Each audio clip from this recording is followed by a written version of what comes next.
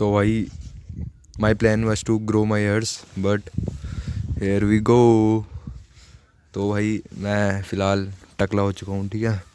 और इसके पीछे का रीज़न ये है कि मेरा हो रहा था बहुत ज़्यादा गंदा वाला हेयर फॉल, ठीक है। तो आज की वीडियो में मैं तुम्हें यही बताने वाला हूँ कि अगर तुम्हारा भी हेयर फॉल हो रहा है तो तुम उसे कैसे रोक सकते हो। मतलब अगर तुम जल्दी गंजे नहीं होना चाहते तो तुम इस वीडियो को एंड तक वॉच कर सकते हो, ठीक है। तो सबसे पहले तो मैंने ये बाल क्यों कटाए हैं, ठीक है। देखो मेरा और तो बहुत गंदा वाला डैंड्रफ, ठीक है। डैंड्रफ की वजह से बहुत ज़्यादा हेयर फॉल हो रहा था। तो क्या पता तुम्हारे केस में कुछ और चीज़ें हों जिसकी वजह से तुम्हारा हेयर फॉल हो रहा होगा, ठीक है। अगर तुम्हारे सर में भी बहुत गंदे वाले डैंड्रफ हो रहे हैं तो तुम क्या कर सकते हो। सबसे पहले तो तुम्हें बाल अपने पूरे छोटे छोटे कटा लेने हैं, ठीक है। देखो मैंने सोचा था कि मैं अपने बालों को बहुत ज़्यादा लंबा करूँगा इस बार, बट मेरा इतना गंदा हेयर फॉल हो रहा था, इतना गंदा हेयर फॉल हो रहा था। मतलब जैसे मैं मुंह धुलता था और बालों को ऐसे करता था, मेरे हाथ में 5-6 बाल ऐसे निकल के आ जाते थे भाई, ठीक है। और 5-6 से ज़्यादा ही आते होंगे। तो इसलिए मैंने अपने बालों को छोटा छोटा कटवा दिया, जो कि बहुत गंदे लग रहे हैं मुझे पता है, बट कोई बात नहीं, जल्दी उग जाएंगे, ठीक है।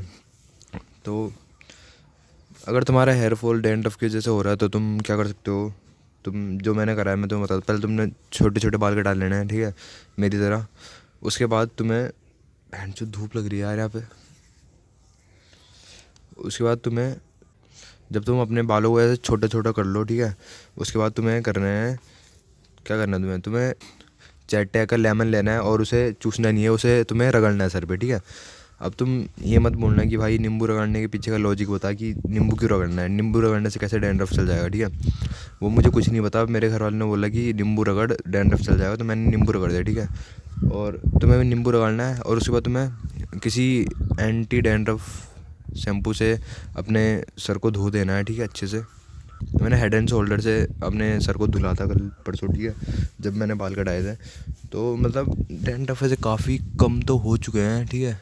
वो इतने ज़्यादा नहीं है मतलब जितने पहले थे, ठीक है। और तुम्हें जैसे हफ्ते में एक दो बार करना है, ठीक है। तुम 3 बार भी कर सकते हो। अगर तुम्हारा अगर तुम्हारे डैंड्रफ ज़्यादा ही हो रहा है तो तुम 3 बार भी कर सकते हो, ठीक है। अब दूसरी चीज़ की मतलब अगर तुम्हारे हेयर फॉल डैंड्रफ की जैसे नहीं हो रहा तो उसके पीछे कोई और रीज़न हो सकते हैं। मैं तुम्हें बताता हूँ। सबसे पहले रीज़न हो सकता है ओवर ट्रीटिंग। तुम अपने बालों को बहुत ज़्यादा ओवर ट्रीट कर रहे होंगे। मतलब तुम उस पर शैम्पू लगा रहे हो, वैक्स लगा रहे हो, जो जो जो मतलब प्रोडक्ट्स मार्केट में तुम सब लगा रहे हो, ठीक है। बाल खड़े कर रहे हो मुर्गे की तरह, तब भी तुम्हारा हेयर फॉल होने के चांसेस बहुत ज़्यादा बढ़ जाते हैं, ठीक है। केमिकल्स, क्योंकि इन प्रोडक्ट्स में केमिकल्स बहुत ज़्यादा मात्रा में रहते हैं, जिसकी वजह से तुम्हारा बहुत गंदा हेयर फॉल होता है, ठीक है।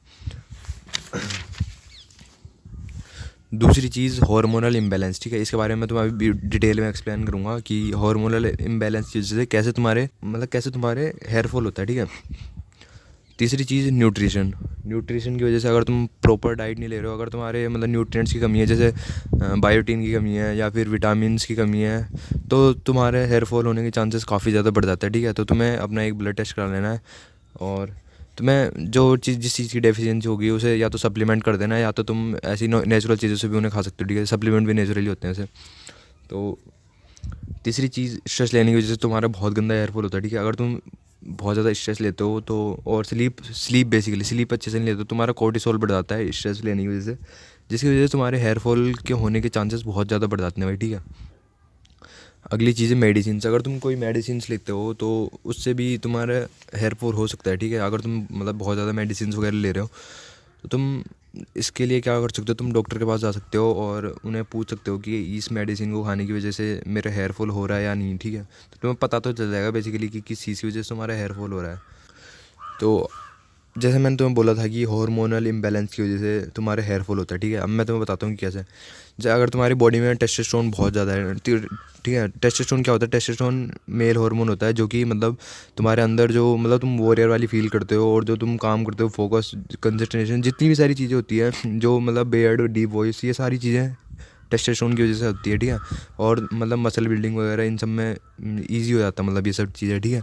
तो जब तुम्हारी बॉडी में टेस्टोस्टेरोन बहुत ज़्यादा हाई लेवल पे होता है, जैसे मतलब कुछ बच्चे होते हैं जिनके 9-10th में ही दाढ़ी आ जाने लगती है बहुत ज़्यादा। ये मेरी तो नहीं आ रही क्योंकि मेरी बॉडी में उतना कुछ ज़्यादा खास टेस्टोस्टेरोन नहीं है, बट जिनकी ऐसे 9-10th में ही दाढ़ी मूछे आ जाती है यहाँ पे और मतलब अच्छी खासी दाढ़ी आ जाती है, उनकी बॉडी में होता है बहुत ज़्यादा टेस्टोस्टेरोन, ठीक है। कूट कूट के टेस्टोस्टेरोन भरा रहता है। तो अगर तुम्हारी बॉडी में बहुत ज़्यादा टेस्टोस्टेरोन होता है तो टेस्टोस्टेरोन बेसिकली क्या करता है कि देखो, टेस्टोस्टेरोन एक अच्छा हार्मोन होता है, ठीक है, बट इसका एक साइड इफेक्ट ये होता है कि टेस्टोस्टेरोन डेली तुम्हारी लाइफ में डेली 10% DHT में कन्वर्ट कर देता है, ठीक है। मतलब जो टेस्टोस्टेरोन होता है वो 10% DHT में कन्वर्ट हो जाता है। अब DHT क्या होता है, मैं तुम्हें समझाता हूँ। DHT इसकी फुल फॉर्म क्या होती है, इसकी फुल फॉर्म मुझे नहीं पता, तुम गूगल पे चेक कर लेना, ठीक है। DHT क्या करता है, तुम्हारे जो बॉडी में जो तुम्हारे बालों में भरना शुरू हो जाता है, ठीक है, और जब वो ज़्यादा भर जाता है तुम्हारी हेयर लाइन रिसीड होने लगती है यहाँ से। मेरी तो नहीं हुई है अभी उतनी ज़्यादा कुछ खास, बट तुम्हारी जो हेयर लाइन होती है वो रिसीड होने लगती है और तुम्हारे यहाँ पर गंज पड़ना लग जाता है, ठीक है। और DHT की वजह से, मतलब क्या बोलते हैं, और DHT की वजह से तुम्हारा हेयर फॉल होने लगता है, ठीक है। देखो, लोग बोलते हैं कि क्रेटीन कंज्यूम करने से हेयर फॉल होता है, ठीक है। उसके पीछे का रीज़न भी यही है कि क्रेटीन तुम्हारी बॉडी में DHT का लेवल बढ़ा देता है, क्योंकि DHT मसल बिल्डिंग में भी काफ़ी हेल्पफुल होता है, ठीक है। तो क्रेटीन तुम्हारी बॉडी में DHT का लेवल बढ़ा देता है, जिसकी वजह से DHT तुम्हारे यहाँ भरने लग जाता है बालों में, और जब वो ज़्यादा हो जाता है, एक्सेसिव हो जाता है, तो तुम्हारे हेयर फॉल होना स्टार्ट हो जाता है, ठीक है। तो अगर तुम्हारी बॉडी में भी टेस्टोस्टेरोन बहुत ज़्यादा है, कूट कूट के भरा है, तो तुम्हारा भी हेयर फॉल हो सकता है, ठीक है। चांसेस है तुम्हारे हेयर फॉल होने के। तो तुम इसके लिए क्या कर सकते हो, ठीक है। अगर तुम्हारे सर पे बहुत ज़्यादा गंज पड़ी है, मतलब पूरा ही सर टकला हो चुका है तुम्हारा, तो उसके लिए तुम क्या कर सकते हो, तुम सर्जरी कर सकते हो भाई, इसके अलावा कोई और ऑप्शन नहीं है ठीक है। और मतलब ठीक है, सर्जरी कर सकते हो तुम। और अगर तुम्हारा मतलब थोड़ा थोड़ा गंज पड़ रहा है और मतलब तुम ज़्यादा कुछ अभी मतलब दिक्कत नहीं है, ठीक है, अभी तुम पहले स्टेज पे हो अपनी, तो तुम क्या कर सकते हो, तुम डर्मा रोलर यूज़ कर सकते हो। और डर्मा रोलर क्या होता है कि उसमें छोटे छोटे नुकीले से वो होते हैं, मतलब निडल्स होते हैं बेसिकली, जो तुम्हारे यहाँ छिद्रे कर देते हैं, जिसकी वजह से तुम्हारी जो रूट्स होती है वो वापस आ जाती है बालों की, और तुम्हारे बाल वापस से ग्रो होना शुरू कर देते हैं, ठीक है। और इसके साथ तुम माइनॉक्सिडाइल भी यूज़ कर सकते हो। माइनॉक्सिडाइल एक मतलब केमिकल ही होता है बेसिकली, ठीक है, जो कि जहाँ पर तुम उसे डालते हो वहाँ पर ब्लड सर्कुलेशन इंक्रीज़ कर देता है, ठीक है। इसकी वजह से तुम्हारे बाल जल्दी ग्रो होंगे, ठीक है। तो तुम डर्मा रोलर यूज़ करने के साथ साथ जहाँ जहाँ पे तुम डर्मा रोलर यूज़ कर रहे हो वहाँ वहाँ पे तुम माइनॉक्सिडाइल भी यूज़ कर सकते हो। इसकी वजह से तुम्हारे बाल आ सकते हैं, ठीक है। 100% चांस नहीं कि आएंगे, but most of the cases में आ ही जाते हैं, ठीक है। तो तुम्हारे भी बाल आ सकते हैं, ठीक है। तो बस आज की वीडियो के लिए इतना ही, मिलते हैं अगली वीडियो में, तब तक के लिए गुड बाय।